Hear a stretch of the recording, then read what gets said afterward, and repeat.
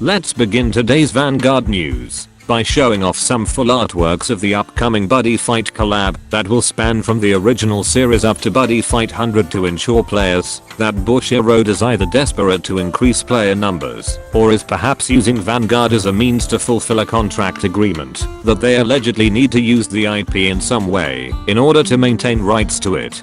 But that's just a theory. We can only hope that these will be dual nation cards, so players don't need to build these from scratch. After my very rare rambling video yesterday, it's finally time to see if Platina Ezel and his new support live up to my expectations. In Flame Lion, while on the back row, rear guard lets you pay 2 energy when your unit is placed on another rear guard in the same column as this unit during the battle phase, and your Vanguard only has 1 clan to stand itself.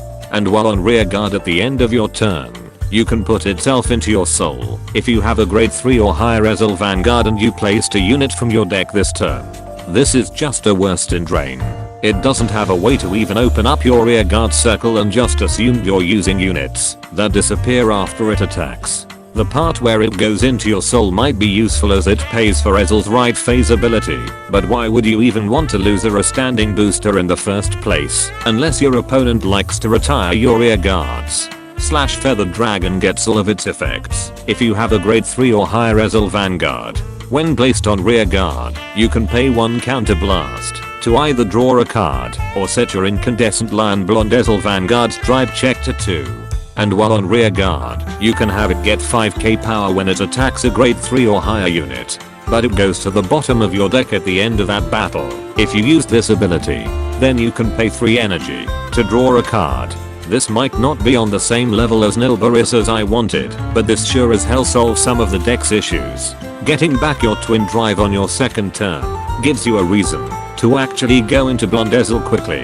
Then this card fulfills the deck's lack of hand advantage by potentially drawing you 2 cards. Still a better use of your energy than the stupid horse. You're going to run out of counter blast and energy by simply calling multiple copies of this card.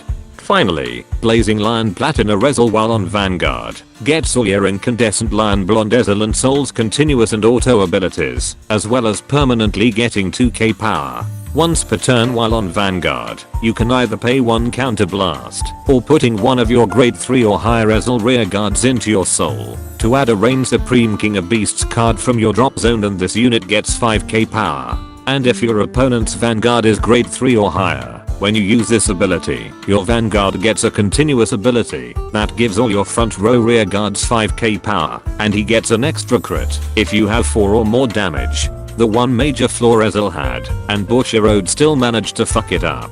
They're so afraid of Ezel being able to do more than 3 attacks before the opponent gets to grade 3, and yet we have decks like Levidrus or Magnolia that can do 5 attacks while the opponent is at grade 2.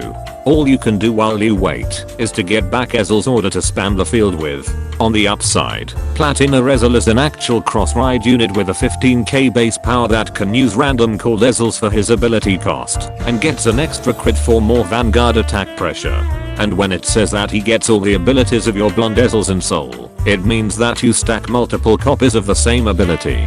So having 2 copies of Blonde Ezel and Soul will let you use the right phase and battle phase ability twice in one instance, but you still need to pay for the cost for each ability individually. And that concludes this Vanguard news without the bullshit. Special thanks to my Patreon members for continuing to support my content creation. Be sure to subscribe and let me know in the comments if Ezel is still a worst Raziel after this update.